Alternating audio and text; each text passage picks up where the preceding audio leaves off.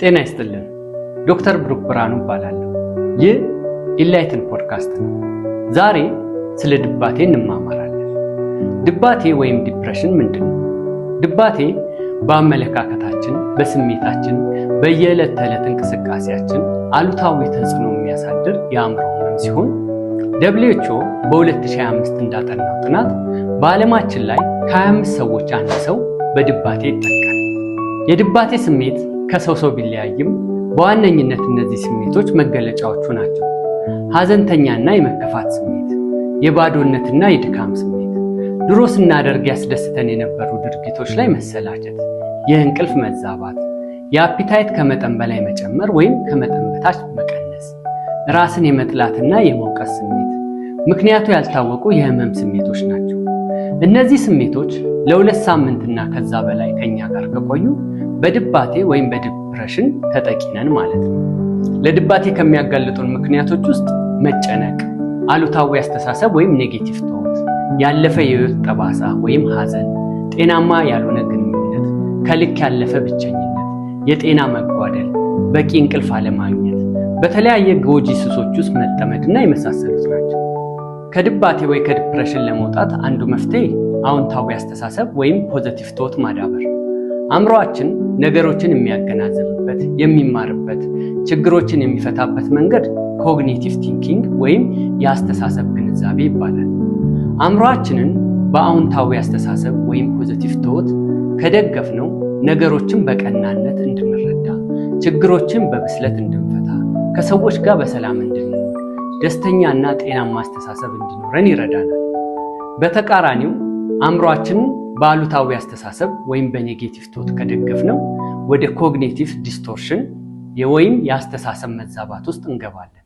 በዚህን ጊዜ ነገሮችን በቀናነት እንዳናስብ፣ ችግሮችን በብስለት እንዳንፈታ፣ ከሰዎች ጋር በሰላም እንዳንኖር፣ ተጠራጣሪዎችና ጤናማ አስተሳሰብ እንዳይኖርን ያደርገናል።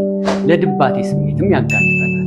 ስለዚህ አዎንታዊ አስተሳሰቦችን በማሰብ ከድባቴ ራሳችንን እንጠብቅ። ከድባቴ ወይ ከዲፕሬሽን ለመውጣት ሌላው መፍትሄ የስሜት መዋቅር መቀየር ወይም ኮግኒቲቭ ሪስትራክቸሪንግ ማለት በስሜታችን ውስጥ ያሉ ወደ ድባቴ የሚያስገቡን አሉታዊ አስተሳሰቦችን ወይም ኔጌቲቭ ቶቶችን ወደ አዎንታዊ አስተሳሰብ ወይም ፖዚቲቭ ቶት መቀየር። ልክ የወንጀል መርማሪ ወንጀልን እንደሚመረምረው አሉታዊ አስተሳሰብን ስናስብ ቆም ብለን ራሳችንን መጠየቅ፣ ይህ አስተሳሰብ ትክክል ነው ወይ? በምን እውነት ላይ ተደግፌ ነው ያሰብኩት ብለን ሚዛናዊ አስተሳሰብን መፍጠር። ሐሳቡን ከጨለማ ክፍል አውጥተን በብርሃን መለየት። በተቻለ መጠን ራሳችንንም ሌሎችንም በማይጎዳ መንገድ መተርጎም። ይህን ማድረግ አሉታዊ አስተሳሰብ ከሚያመጣብን ከድባቴ ስሜት ይጠብቀናል። ሌላው ከድባቴ ስሜት የምንወጣበት መንገድ ኒውሮፕላስቲሲቲ ይባላል። ኒውሮፕላስቲሲቲ ማለት አእምሮአችን በህይወታችን ከሚያጋጥሙት ፈተናዎች ጋር ራሱን አዋህዶ የተሻለ የግንኙነት መረብ የሚፈጥርበት፣ ከሁኔታዎች ጋር ራሱን የሚያዋድበት መንገድ ነው። ነገር ግን የእኛን እገዛ ይፈልጋል። ማለትም አሉታዊ አስተሳሰብን በአዎንታዊ አስተሳሰብ በመቀየር አእምሮአችንን መመገብ፣ የተሻለ አስተሳሰብ እንዲኖረን፣ ነገሮችን በተሻለ መልክ እንድንረዳ ያግዘናል። ከድባቴ ስሜትም እንወጣለን። ለምሳሌ ማንም ሰው አይወደኝም፣ አልፈለግም ከሚል አሉታዊ አስተሳሰብ ወጥተን ተወዳጅ ነኝ፣ ተፈላጊ ነኝ በሚል አዎንታዊ አስተሳሰብ መቀየር ማለት ነው። የድባቴ ስሜት ሲሰማን በእጃችን ላይ ያለው መፍትሄ ብሪዚንግ ኤክሰርሳይዝ መስራት ማለት አየርን በዝግታ ለ4 ሰከንድ ወደ ውስጥ ማስገባት፣ ያስገባነውን አየር ለ4 ሰከንድ መያዝ፣ የያዝነውን አየር ለ4 ሰከንድ ወደ ውጭ ማስወጣት። ይህንን ከ3 እስከ 5 ጊዜ መደጋገም። ይህ ኤክሰርሳይዝ አእምሮአችን በቂ ኦክሲጅን እንዲያገኝ ያደርገዋል፣ እናም ስትረስ ሆርሞን እንዲቀንስ ይረዳናል። በዚህ ምክንያት ከድባቴ እንወጣለን። ነገር ግን ብሪዚንግ ኤክሰርሳይዝ የልብ ችግርና የመተንፈሻ ችግር ላለባቸው ሰዎች መጠቀም አይመከርም። ሌላው ከድባቴ ስሜት እንድንወጣ የሚረዳ መንገድ ግራውንዲንግ ቴክኒክ ይባላል።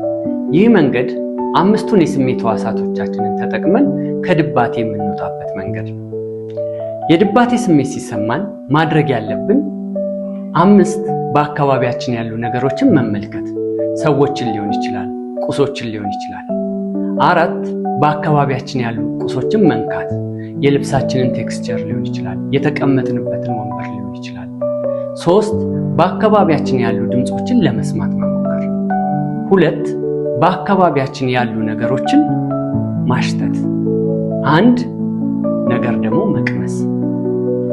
ይህንን ስናደርግ የስሜት ሕዋሳቶቻችን ካለንበት ዲፕሬሽን ሲስተም እንድንወጣ ይረዱናል።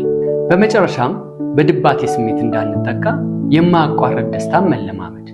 የማያቋርጥ ደስታ ማለት በስኬት ውስጥ የምናገኘው ደስታ ማለት አይደለም።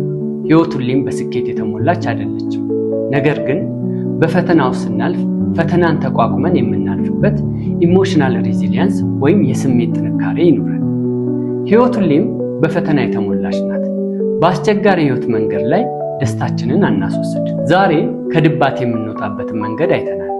ለእኛ የሚስማማውን መንገድ መርጠን በየዕለቱ መለማመድ። በሕይወታችን ላይ አሉታዊ አስተሳሰብን በአዎንታዊ አስተሳሰብ መተካት። ሐሳብ አስተያየታችሁን በኮሜንት ሴክሽኑ ላይ ያሳውቁ። ስለተከታተላችሁን እናመሰግናለን።